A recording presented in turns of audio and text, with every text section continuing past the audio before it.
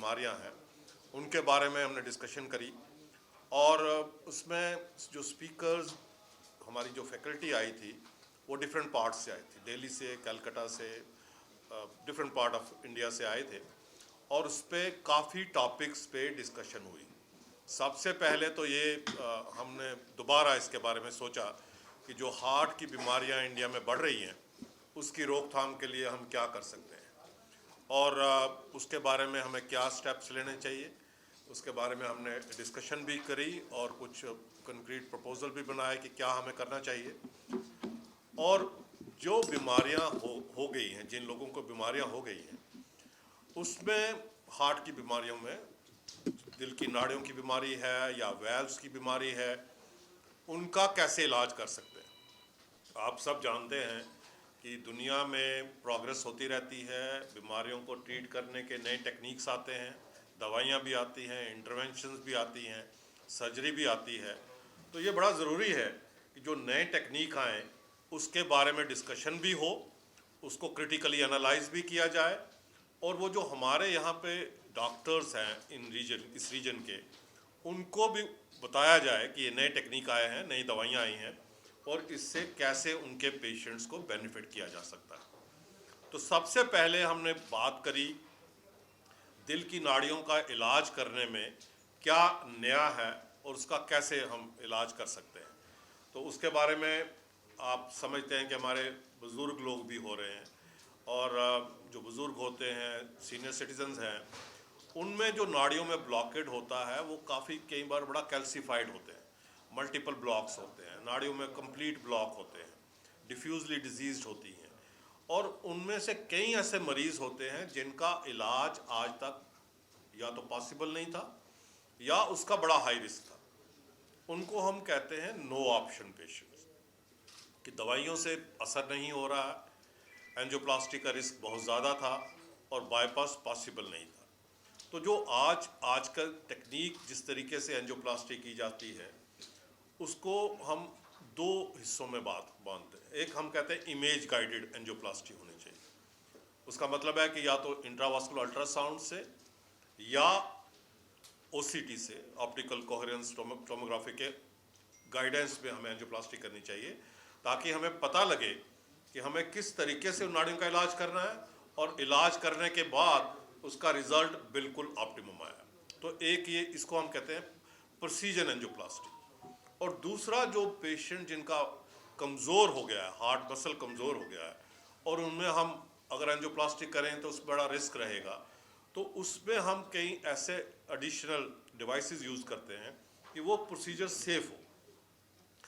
वो उनको कहते हैं प्रोटेक्टेड एंजियोप्लास्टी, कि एक स्पेशल किस्म का पंप होता है, माइक्रो मिनिएचर पंप है, जो हम ग्राइन की आर्टरी से डाल देते हैं हार्ट के लेफ्ट वेंट्रिकल अंदर। तो वो जो प्रोसीजर है उसको सेव कर देता है। वो लेफ्ट वेंट्रिकल से ब्लड को पंप करता है और एओर्टा में डालता है, ताकि लेफ्ट वेंट्रिकल के अंदर का जो प्रेशर है वो कम हो जाता है। उसके कारण जो ब्लड सप्लाई कॉर्नरी आर्टरी में ठीक रहती है और पेशेंट प्रोसीजर को ज़्यादा टॉलरेट कर सकता है। तो ये जो प्रोटेक्टेड एंजियोप्लास्टी है ये हम उन लोगों में करते हैं जिनमें हार्ट मसल बहुत कमज़ोर हो गया है, कमज़ोर होने के या तो कार्डियोजेनिक शॉक है या उनको बार बार हार्ट फेलियर हो रहा है। तो ऐसे पेशेंट में इम्पेला कहते हैं इस मिनिएचर पंप को, तो प्रोटेक्टेड एंजियोप्लास्टी की जाती है। और जो कैल्सीफाइड आर्टरी है उनमें काफ़ी टेक्निक्स है, कटिंग बैलून है, हाई प्रेशर बैलून डायलिटेशन है, रोटाब्लेटर है, लिथोट्रिप्सी है, लेज़र है। ये सारे टेक्निक हम यूज़ करते हैं कि हम हैवीली कैल्सीफाइड आर्टरी का भी इलाज कर सकें। तो आज हमने इनके बारे में भी डिस्कशन करी। ये जो टेक्निक है इनको कैसे हम सेफली यूज़ कर सकते हैं, किन लोगों में यूज़ करने चाहिए, एक ही टेक्निक यूज़ करना चाहिए कि कुछ लोगों में सीक्वेंशली डिफरेंट टेक्निक्स की यूज़ है, कटिंग बैलून कम रोटाब्लेटर की यूज़ है या रोटाब्लेटर कम लिथोट्रिप्सी की यूज़ किया जा सकता है। तो ये एक हमने कॉर्नरी आर्टरी के बारे में बात करी।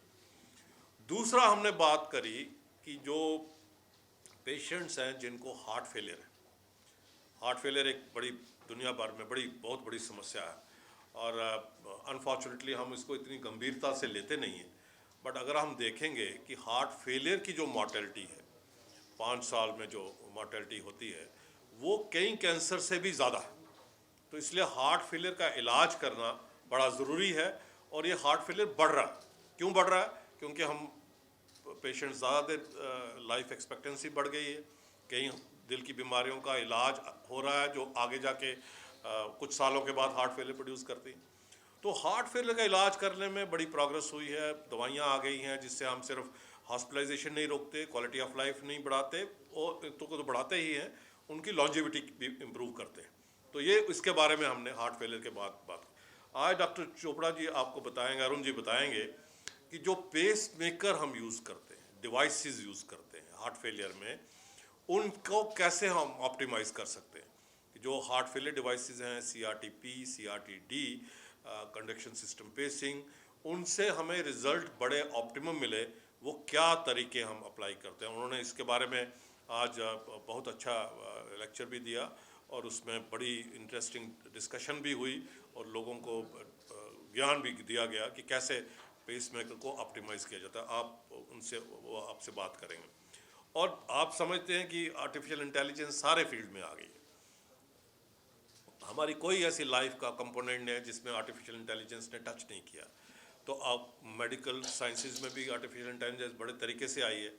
तो आर्टिफिशियल इंटेलिजेंस हार्ट फेलियर के पेशेंट के मैनेजमेंट में, उसके डायग्नोसिस में और उसके मैनेजमेंट में कैसे कंट्रीब्यूट करेगी, उसके बारे में डॉक्टर MK दास ने बहुत अच्छा लेक्चर दिया। तो वो आपसे बात करेंगे कि आर्टिफिशियल इंटेलिजेंस से कैसे इम्प्रूवमेंट होती है। और कई नए हमने प्रोसीजर किए हैं पिछले साल 2 साल में, जो पहले नहीं होते थे या कम होते थे। तो वो भी आज हमने प्रेजेंट किए कि ऐसे पेशेंट जिनमें हमें लगता है कि वेल्व, तो आप जानते हैं टावर की हमने कई बार बात करी है, एओर्टिक वेल्व रिप्लेसमेंट की, बट हम रिकॉग्नाइज कर रहे हैं कि कई बार हार्ट फेलियर के कारण हम severe aortic stenosis, aortic valve जो बिल्कुल सिकुड़ गया है, बट वो उसको डायग्नोज नहीं कर पाते या डायग्नोसिस बड़ा डिफिकल्ट होता है क्योंकि हार्ट मसल बड़ा कमज़ोर हो गया होता है। तो वो जो ग्रेडियंट हम पिक करते हैं उसको मेजर करने के लिए कि वेल्व सिकुड़ा हुआ है, वो हमें नहीं मिलता। तो उसके लिए नए टेक्निक आए हैं जिससे हमें उन मरीज़ों में भी उसको डायग्नोज कर पाते हैं कि ये हार्ट फेलियर जो है ये उस एओर्टिक स्टेनोसिस के कारण है, और हार्ट फेल हो गया है, लेफ्ट वेंट्रिकल मसल बहुत ज़्यादा कमज़ोर हो गया है, इसलिए वो एओर्टिक स्टेनोसिस को हम अब डायग्नोज नहीं कर पा रहे कि मसल की पंपिंग एक्शन इतनी कमज़ोर हो गई है कि वो ब्लड को पंप ही नहीं कर पा रहा। तो उसको हम कहते हैं लो फ्लो लो ग्रेडियंट एओर्टिक स्टेनोसिस। तो ऐसे मरीज़ों को कैसे डायग्नोज किया जाए, और हमने 2 केस ऐसे प्रेजेंट किए जिनमें पेशेंट को कार्डियोजेनिक शॉक था, लो फ्लो लो ग्रेडियंट एओर्टिक स्टेनोसिस के कारण, और वो हॉस्पिटल में ही दाखिल थे, जिनका इलाज हमने डायग्नोज करके टावर के ज़रिए किया। और दूसरे जो वेल्व है, माइट्रल वेल्व है, जिनका पहले माइट्रल वेल्व में सर्जिकली बायोप्रोस्थेटिक वेल्व लगा है और 8-10 साल पहले लगा, वो ख़राब हो गया और वो डिजेनरेट होने के कारण दोबारा लीक करना शुरू कर गया। तो उसमें माइट्रल वेल्व में वेल्व इन वेल्व कैसे हम डालते हैं कि वेल्व डिजेनरेट हो गया है, पहले सर्जिकली डाला गया था, उसके अंदर हमने नया परकुटेनियस तरीके से वेल्व डाल दिया, तो जिसके कारण वो वेल्व बिल्कुल ठीक तरीके से काम कर रहा है। इसको हम कहते हैं माइट्रल वेल्व इन वेल्व। सिमिलरली जो दाईं तरफ का वेल्व होता है, ट्राइकस्पिड वेल्व, उसमें भी कई बार पहले हमने उसको रिपेयर किया होता है, सर्जिकली रिपेयर किया होता है बाय रिंग, और वो भी कुछ सालों के बाद कई बार वो डिजेनरेट हो जाता है, उसके कारण भी उसको वेल्व लीक करना शुरू कर देता है। तो वो भी हमने बताया, इस रीजन में पहली बार वो केस किया कि वेल्व इन रिंग किया, tricuspid valve in ring procedure किया, तो जो बड़ा सक्सेसफुल था और हम समझते हैं कि वो पेशेंट्स को हेल्प करेगा।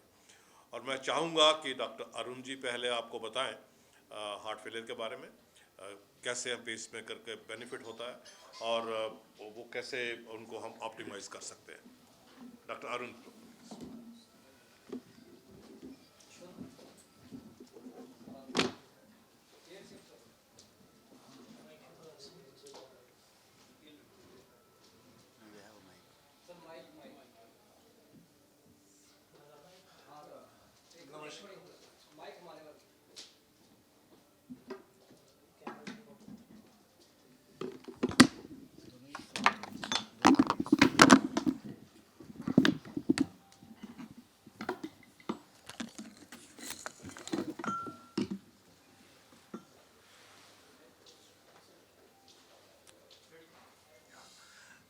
नमस्कार जी। आज पहले तो डॉक्टर बाली का और हार्ट फाउंडेशन का बहुत बहुत धन्यवाद, जो इन्होंने इतनी बड़ी कॉन्फ्रेंस इतने इम्पोर्टेंट टॉपिक्स पे होल्ड की और चंडीगढ़ में हम सब लोगों को बार बार से बुलाया। जैसे डॉक्टर साहब आए हैं कलकत्ता से, कई लोग दिल्ली से आए हैं, मैं अमृतसर से आया हूँ। सो ऐसे हम इंडिया के कई पार्ट से लोग इकट्ठे हुए हैं आज इन डेलिब्रेशंस के लिए। So thank you very much हम सबको यहाँ बुलाने के लिए। डॉक्टर पवन को भी, जिन्होंने थ्रू लिवासा हेल्थ केयर ये सारा प्रोग्राम सपोर्ट करने में इनकी बहुत मदद की है। तो आज जैसे डॉक्टर साहब ने आपको बताया, एक बहुत इम्पॉर्टेंट सब्जेक्ट हार्ट फेलियर है। अगर हम देखें कि दुनिया में लोग किन कारणों के कारण एडमिट होते हैं, तो 65 साल की उम्र के ऊपर जो एल्डरली सिटीज़न, सीनियर सिटीज़न जिनको हम बोलते हैं, उनमें अगर हम वर्ल्ड वाइड देखें कि एडमिशन का सबसे कॉमन कारण क्या है, तो आज की डेट में वो हार्ट फेलियर है।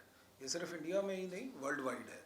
तो इसलिए ये एक बहुत बड़ी प्रॉब्लम है। ये होता क्या है कि हार्ट अटैक होता है, आपने सुना होगा, उसमें नसें खोल देते हैं कई पेशेंट्स में, तो उसके बाद हार्ट का फंक्शन नॉर्मल या नियर नॉर्मल रहता है, तो वो पेशेंट तो बिल्कुल ठीक होते हैं। लेकिन कई पेशेंट ऐसे होते हैं उनका हार्ट का पंप कमज़ोर हो जाता है, या कई पेशेंट होते हैं जिनका किसी इन्फेक्शन के कारण या किसी अननोन कारण से हार्ट का मसल जो है, पंप जो है, वो कमज़ोर हो जाता है।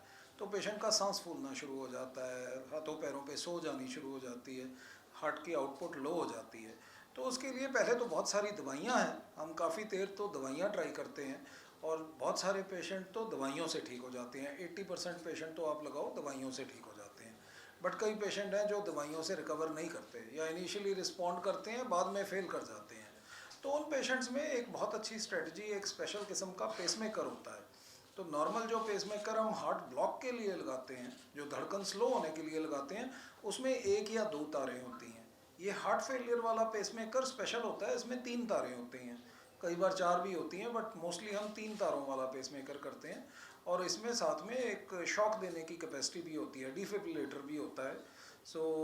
मतलब जिसमें कि जैसे आपने देखा होगा कि लोग अगर कोलैप्स कर जाते हैं, बाहर से शॉक देना पड़ता है, तो इसके अंदर एक डिफिब्रिलेटर भी बिल्ट इन होता है, जो कि अगर पेशेंट की हार्ट बीटिंग कोलैप्स हो जाए वो शॉक दे सकता है। ये वाले जो पेसमेकर हैं, इनमें 3 तारें होती हैं, ये हार्ट के पंप की कोऑर्डिनेशन इम्प्रूव करते हैं, ताकि हार्ट की लेफ़्ट साइड का पंप और राइट साइड का पंप इकट्ठे बीट करें। इससे हार्ट फेलियर प्रोसेस में भी रीमॉडलिंग होती है, हार्ट इम्प्रूव कर जाता है, पेशेंट के सिम्टम कम हो जाते हैं, सर्वाइवल इम्प्रूव हो जाती है।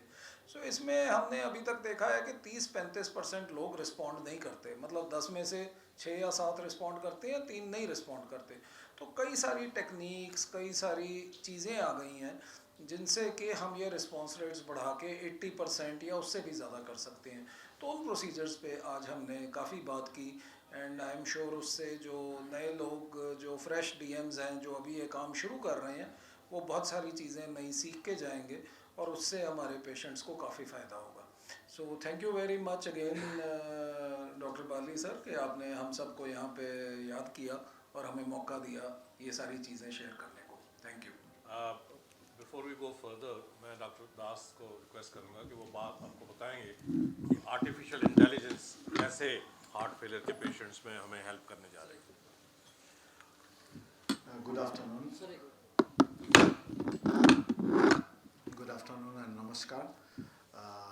डॉक्टर भाली को एंड हार्ट फाउंडेशन, लिबासा, जो लोग आज का कॉन्फ्रेंस ऑर्गेनाइज किए हैं, many many thanks to them. Many of the new subjects have been talked about and advanced topics में डिस्कशन हुआ। इसमें तो हार्ट फेलियर तो ज़्यादा से ज़्यादा ही आलोचना हुआ।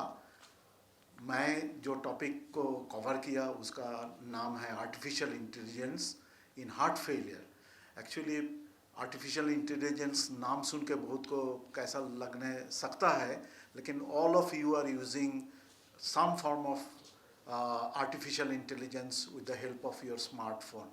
तो इसीलिए कुछ बड़ा बात नहीं है आर्टिफिशियल इंटेलिजेंस। बट जब हार्ट फेलियर मैनेजमेंट में इसका बात आता है, और for that matter medical science में ही आता है, तो उसका अभी भी इवॉल्विंग टेक्नोलॉजी का जगह में ही है। अभी भी फुल्ली एकदम इंटीग्रेटेड हो गया ऐसा नहीं है, थोड़ा थोड़ा हो रहा, मैं बोलूँगा कैसा हो रहा, लेकिन हो रहा। इसीलिए आर्टिफिशियल इंटेलिजेंस हमारा हिसाब से एक्चुअली ऑगमेंटेड इंटेलिजेंस है। मतलब हमारा जो ह्यूमन इंटेलिजेंस है, जो हम लोग सोचने सकते हैं पेशेंट का बारे में, पेशेंट का सिम्टम सुन के, ईसीजी देख के, एकोकार्डियोग्राफी देख के, एमआरआई देख के, वो उसका बाद भी हमारा इंटेलिजेंस और काफ़ी काम करते हैं। हमको जो बोलना पड़ता है, जो इंट्यूशन, वो intuition actually is a human intelligence, complicated process in the brain. वही चीज़ धीरे धीरे धीरे धीरे कंप्यूटर में इनकॉर्पोरेट करने का कोशिश हो रहा, जो कंप्यूटर एनालाइज करेगा like the human beings, and वो परफॉर्म करेगा, and they will allow the और help the doctors and help the stakeholders, जो पेशेंट का और मरीज का साथ काम करते हैं, वो लोग को हेल्प करेगा। जो ये प्रॉब्लम होने वाला है, ये प्रॉब्लम होता शायद ये कारण के लिए हो रहा है, तो ये सारे इंफॉर्मेशन देगा। उसको हम लोग का मैंने डिजिटल टर्मिनोलॉजी में बोलते हैं डिजिटल थेराप्यूटिक्स। तो डिजिटल थेराप्यूटिक्स जो है वो prevention of heart failure, prevention of cardiac disease में भी काम कर रहा। वो ऐसा कैसा कर रहा एक्चुअली, वो मशीन में जो डाला जाता है सारे information initially, and gradually large volume of patient का नंबर जब हो जाता है, उसमें इनकॉर्पोरेट करके मशीन ऑटोमेटिकली डिसाइड्स और ऑटोमेटिकली रिसाइकल्स द एट्रीब्यूट्स जो हम लोग इनपुट दिए हैं, वो इनपुट को करके खुद सोचने सकते हैं जो ये हुआ। जैसा आप जब स्मार्टफोन यूज़ करेंगे, आप शायद यूज़ करने चाहते हैं वर्ड क्रिटिकल, लेकिन आप जब क्रिट लिखा है CRIT और फुल नीचे ऑप्शन दे देता है क्रिटिकल। ऐसा तरीके से machine can think and machine ultimately gives help. Now कैसा हम लोग इस्तेमाल कर रहे हैं, एकोकार्डियोग्राफी में एस्टेब्लिश्ड है आर्टिफिशियल इंटेलिजेंस काम कर रहा। अभी एप्पल वॉच करके आप लोग बहुत आदमी शायद यूज़ भी कर रहे हैं इधर में। एप्पल वॉच में वो एट्रियल फिब्रिलेशन करके एक बीमारी है, जो सडनली हार्ट का गति बहुत बढ़ जाता है, उससे स्ट्रोक होने सकता है, उससे कार्डियोएम्बोलिज्म करके एक डिजीज़ जहाँ में जाएगा क्लॉट, उसमें वो कॉम्प्लिकेशन करने सकता है। वो डिटेक्शन पहले से ही कर देते हैं, क्योंकि पेशेंट को जस्ट एक इम्प्रेशन हुआ, और इम्प्रेशन नहीं भी हुआ, एसिम्प्टोमेटिक बोला जाता है, तो आके दिखाया किसी डॉक्टर को किसी कारण से, तो देखा जाता है जो उसको एट्रियल फिब्रिलेशन हो रहा। तो वो atrial fibrillation artificial intelligence based watch में देके ही हो रहा। ऐसा करके एक्चुअली ECG जैसा वॉच में आया, MRI, CT स्कैन, एंजियोग्राफी, सारे मिला के इनपुट से जेनोमिक्स एक इम्पॉर्टेंट कारण है। हम लोग को एक बूंद खून लेके ही उससे बहुत कुछ डायग्नोसिस हो जा रहा, अभी भी हो रहा। किसका हार्ट का आर्टरी ब्लॉक होगा, किसका होने का चांस ज़्यादा है, ये सारे इंफॉर्मेशन हम लोग जेनोमिक्स से होता है। लेकिन ये जेनोमिक्स एक चीज़ है, और artificial intelligence with the help of genomics, ECG, echocardiography, वो सारे चीज़ अलग है। एक साथ में मिलके जो हो रहा वही आर्टिफिशियल इंटेलिजेंस है, and is coming gradually, and इस्तेमाल भी कर रहे हैं। हार्ट फेलियर का इंसिडेंस इतना बढ़ रहा है, ऑलमोस्ट एज डॉक्टर बाली सेड, जो कैंसर से भी इसका मोर्टालिटी ज़्यादा है, 75% मोर्टालिटी इन 5 years। ये थोड़ा कम नहीं है, लेकिन अभी जो इलाज बढ़ रहे हैं, डायग्नोसिस जो हो रहे हैं, इसी कारण से बहुत पेशेंट को इतना अच्छा वो लोग का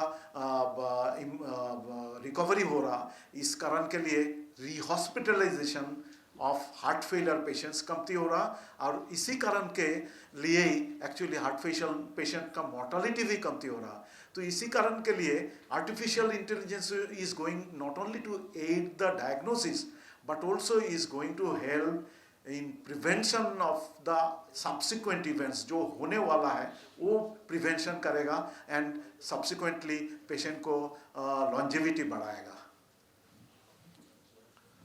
तो आप कोई भी सवाल पूछना चाहते हैं किसी भी एस्पेक्ट पे, तो please feel free to ask.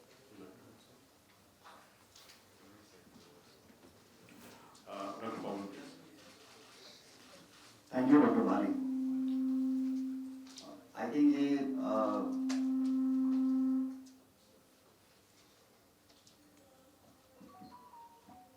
Thank you. Livasa hospital की तरफ से इस एकेडमिक फीस्ट में पार्टिसिपेट करके मुझे लगता है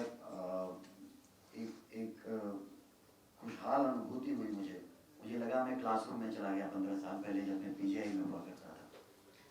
हार्ट से संबंधित बीमारियां प्राइमरली हमें पढ़ाते थे 4 तरह की होती हैं। या तो मांसपेशियों से संबंधित हैं जो हार्ट फेल हो जाता है, या नाड़ियों से संबंधित है ब्लड सर्कुलेशन नहीं जा रहा है, या वाल्व से रिलेटेड है, या इलेक्ट्रोफिजियोलॉजी की समस्या है। आज सारी बीमारियां सारी विधाओं पर बात हुई। सब लोगों ने अपने एक्सपीरियंस बताए। ये किताबें नहीं थी, आई थिंक इनमें से हर एक इंसान एक किताब है। ऐसे डॉक्टर्स वहाँ थे और उन सबका आपसी सामंजस्य था। सवाल जवाब हुए, क्रिया प्रतिक्रिया हुई और कहीं ना कहीं एक आपसी समन्वय इस पर पहुंचे कि अगर कोई मरीज है और उसका इलाज करना है तो वो कैसे करना है। और जो काम यहाँ हो रहा है उसे देख के मुझे लगा कि शायद इससे अच्छा काम दिल्ली, एनसीआर, हैदराबाद, चेन्नई जैसे बड़े शहरों में भी यही काम हो रहा है या इससे कम हो रहा है। हमारे डॉक्टर का काम शायद मीडिया में उस तरह से हाईलाइट नहीं हो पाता जिस तरह से बाहर का काम होता है। मुझे कोई बता रहा था कि डॉक्टर अरुण चोपड़ा का डिपार्टमेंट जो है शायद एशिया के टॉप 60 डिपार्टमेंट में से एक है।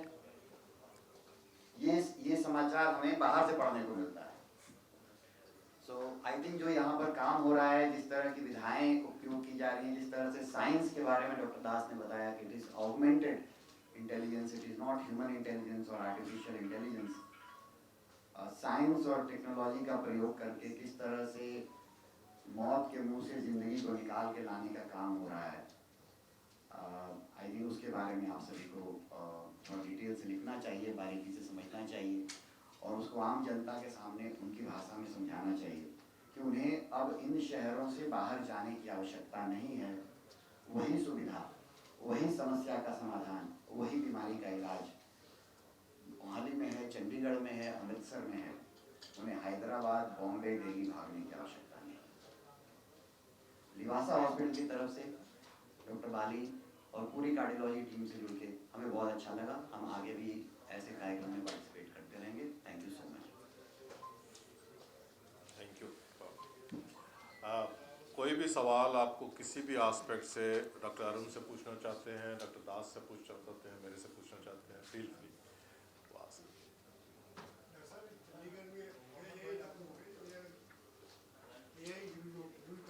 देखिए एआई का, जैसे डॉक्टर दास ने आपको बताया कि एआई का स्पेक्ट्रम बहुत बड़ा है और जो हम बिग डेटा की बात करते हैं कि जितनी इंफॉर्मेशन फीड की जाएगी और डेटा जो है वो पेशेंट से आता है और उस पर डायग्नोसिस में भी हेल्प है और ट्रीटमेंट में भी हेल्प है। तो ये एक इन्होंने जैसा बताया इवॉल्विंग साइंस है और हम समझते हैं कि कुछ हद तक यूज़ होना शुरू हो गया है, डायग्नोस्टिक में यूज़ होना शुरू हो गया है और ट्रीटमेंट में भी अगले कुछ सालों में ये बड़ा इफेक्टिव हो जाएगा। साल तो नहीं कहना चाहिए, कुछ महीनों में भी ये इफेक्टिव होना चाहिए। तो ये एक इवॉल्विंग साइंस है और ज़्यादा ज़्यादा यूज़ होगा।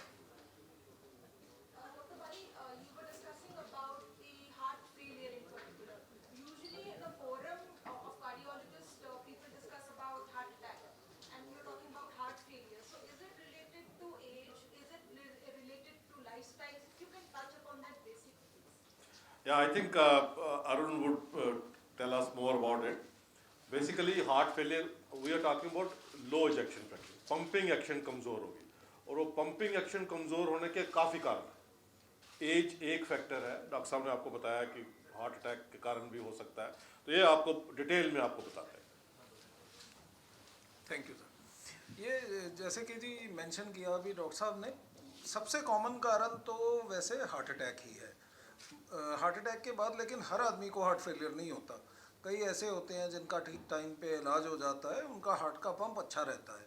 जैसे हम नॉर्मली 55-60% मानते हैं, अगर 50% या उससे ऊपर है तो यूजुअली हार्ट फेलियर की प्रॉब्लम नहीं होती। पर जिनको लार्ज अटैक होता है या जो लेट पहुंचते हैं हॉस्पिटल में, और ये इंडिया में बड़ी कॉमन प्रॉब्लम है, जिनका हार्ट का पंप 40% से कम चला जाता है, तो उन लोगों में हार्ट फेलियर का इंसिडेंस फिर बहुत बढ़ जाता है। इन एडिशन कार्डियोमायोपैथीज़ हैं, ये ऐसी बीमारियां हैं जिनमें हार्ट मसल में बीमारी है तो वो वीक हो जाता है हार्ट, उससे हार्ट फेलियर होता है।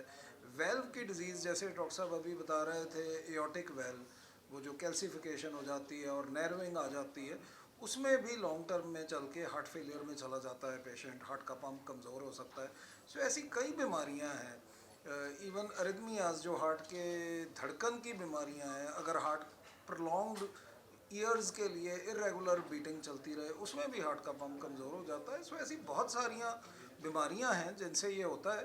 बट आप मान लो कि इंडिया में 60 से 70% हार्ट अटैक की बीमारी के कारण है और बाकी सारे जो कारण हैं वो रिमेनिंग 30-40% केसेस के लिए अकाउंट करते हैं। Are you seeing some emerging trends in heart failure? Emerging trends तो जी, heart failure is becoming more common, heart failure is diagnosed more often because ज़्यादा क्लैरिटी हो रही है डायग्नोस्टिक क्राइटेरिया के बारे में। कुछ less common types of heart failure जैसे heart failure with preserved ejection fraction वो आ रहे हैं। देन हार्ट अटैक से सर्वाइवल इम्प्रूव हो रहा है क्योंकि एंजियोप्लास्टी अब आप देखो छोटी छोटी जगह में अवेलेबल हो गई है, तो वो पेशेंट जो पहले हार्ट अटैक से बचते ही नहीं थे वो अब बच रहे हैं। तो वो जो बच रहे हैं उनमें से सारे फिट नहीं हैं, उनमें से कई ऐसे हैं जिनका हार्ट का पंप कमज़ोर है। फिर ओवरऑल सर्वाइवल बढ़ रही है, ट्रांसप्लांट आ रहा है, कैंसर का बेटर इलाज हो रहा है। तो एवरेज एज पॉपुलेशन की जो कुछ साल पहले 62-65 थी इंडिया में, आज 72-73 हो गई है। तो एज के साथ हार्ट फेलियर का इंसिडेंस बढ़ता जाता है, बीमारियों के इलाज के साथ मतलब इट्स अनदर प्रॉब्लम जो ऐड हो जाती है, बट जिसके लिए कि इंक्रीजिंग फैसिलिटीज़ आई जा रही हैं और हम लोग उसका लगातार इम्प्रूवमेंट करने के उसमें हैं कि India remains at the cutting edge, कि इंडिया यूएसए से या किसी भी कंट्री से पीछे ना रह जाए। छोटी उम्र में जो हार्ट फेलियर हो रहा है, मैं एक चीज़ ऐड करना चाहूँगा इसमें। बेसिकली हमें ये समझने की ज़रूरत है, जब हार्ट मसल थोड़ा कमज़ोर होता है तो वो बॉडी में पूरी तरह से कार्डियक आउटपुट मेंटेन नहीं कर पाता। तो हमारे बॉडी में कुछ ऐसी चेंजेस आती हैं जिनको हम कंपनसेटरी मैकेनिज्म कहते हैं, कुछ ऐसे हार्मोन्स रिलीज़ होते हैं कि वो कोशिश करते हैं कि कार्डियक आउटपुट मेंटेन हो जाए, मगर वो जो न्यूरो हार्मोन जो होते हैं उसके कारण एडवर्स इफेक्ट बनते हैं। बॉडी में साल्ट एंड वाटर रिटेन होता है, कुछ हार्मोन्स के कारण हार्ट मसल पे और दिक्कत आती है, तो ये एक प्रोग्रेसिव प्रोसेस बन जाता है। तो दो इम्पॉर्टेंट कंपोनेंट है हार्ट मसल कमज़ोर होने के कारण। एक तो मैकेनिकल कंपोनेंट है कि जो मैकेनिकल जो कंपोनेंट उस पर असर करता है हार्ट पे, उससे हार्ट मसल और कमज़ोर होता रहता है, इससे प्रोग्रेसिव डिजीज़। और दूसरा न्यूरो हार्मोनल और अदर एक्टिविटी जो मल्टीपल न्यूरो हार्मोन्स रिलीज होते हैं, उससे बॉडी में साल्ट एंड फ्लूइड लेवल में और असर पड़ता है हार्ट मसल पे कमज़ोर होने के कारण। तो इस सारे प्रोसेस को रिवर्स करने की ज़रूरत है। तो पहले जो हम इलाज करते थे हार्ट फेलियर के पेशेंट्स का, वो सिर्फ सिम्टोमेटिक रिलीफ के लिए करते थे कि पेशेंट को सांस ना चढ़े, उनको पैरों में सोजिश ना हो, बार बार हॉस्पिटल दाखिल ना होना पड़े, तो इससे ज़्यादा हम कुछ कर नहीं पाते थे। अब हम समझते हैं कि जो नई दवाइयाँ आई हैं उसमें एक तो क्वालिटी ऑफ लाइफ इम्प्रूव होती है, हॉस्पिटलाइजेशन जैसे मैंने कहा इम्प्रूव होती है कि नहीं होती, कम होती है। सबसे ज़्यादा कि लॉन्जिविटी बढ़ती है, उम्र भी बढ़ती है और मोर्टेलिटी बेनिफिट हुआ। और वो इम्पॉर्टेंट है कि हम चाहते हैं कि सारे जो डॉक्टर्स ट्रीट कर रहे हैं रिमोट एरियाज़ में, विलेजेस में, डिस्ट्रिक्ट्स में, उनको ये जानना ज़रूरी है कि हम हार्ट फेलियर का इलाज इसलिए नहीं कर रहे कि पेशेंट्स के सिम्टम ठीक हो, हम इसलिए कर रहे हैं कि उनको लॉन्ग टर्म में बेनिफिट हो। तो वो जो 4 पिलर्स ऑफ ट्रीटमेंट की हम बात करते हैं, वो हम सारे मरीज़ों में दवाइयों का इलाज करें। और जैसा डॉक्टर साहब ने बताया आपको कि इनके एडिशन अगर उससे हमें पूरा इतना फ़ायदा नहीं हो रहा, तो वो पेस मेकर्स हैं और डिवाइसेस हम यूज़ करते हैं। तो ये हार्ट फेलियर एक प्रोग्रेसिव है, बढ़ रही है, क्योंकि जो हार्ट के मरीज़ हैं, चाहे वो ब्लड प्रेशर के कारण हो, डायबिटीज़ के कारण हो, वैल्व की समस्या के कारण हो, जिनकी पहले एंजियोप्लास्टी हुई हो या जिनका पहले बाईपास हुआ हो या जिनका पहले वैल्व सर्जरी हो, उनको आगे जाके ये हार्ट फेलियर का डर है। मैं एक चीज़ ऐड करूँगा रिगार्डिंग उनका question, that is relationship between coronary artery disease और heart failure. Actually एक चीज़ सब डॉक्टर को, सब आदमी को, आम आदमी को याद रखना, वो है जागरूकता। सबको जागरूक होना चाहिए जो क्या क्या रिस्क फैक्टर है जो एक्चुअली हार्ट का बीमारी करता है। जैसा I will give you some clues. There are few as like systolic BP, then smoking, stress, sugar, salt intake, then sedentary lifestyle, serum cholesterol और सीरम लिपिड्स लेवल, ऐसा करके एस करके हम लोग बनाए हैं सबको याद रखने के लिए, जो रिस्पॉन्सिबल है for heart illness, specially like coronary artery disease, माने जिसमें हार्ट का आर्टरी ब्लॉक हो जाता है, और हार्ट फेलियर जिसमें हार्ट मसल का पंपिंग कैपेसिटी कम जाता है। अभी if we do only the procedures and we are not taking care of the lifestyle, जिसमें हाई प्रेशर कंट्रोल होगा, जिसमें शुगर कंट्रोल होगा, स्मोकिंग, स्ट्रेस, सेडेंटरी लाइफ। मैं एक चीज़ बता रहा, पहले हम लोग का ये नॉलेज नहीं था, even after having the top most degree, जो हमारा मसल, पेरिफेरल मसल, जो हाथ का मसल, पैर का मसल का स्ट्रेंथ का साथ हार्ट फेलियर का संपर्क आ गया, उसको हम लोग बोलते हैं फ्रेलिटी। ये फ्रेलिटी का साथ भी आ गया, तो इसका मतलब है जो you will have to follow the lifestyle, nutrition, everything, so that everything improves. And ये होगा संभव अगर आम आदमी का जागरूकता बढ़े, अगर डॉक्टर लोग का भी जागरूकता बढ़े, they will have to make the people aware that you will have to take care of this that everything, then only हम लोग का जो ये जो एक्सरसाइज हम लोग कर रहे हैं, कॉन्फ्रेंस करके, सारे करके, then only it will be successful.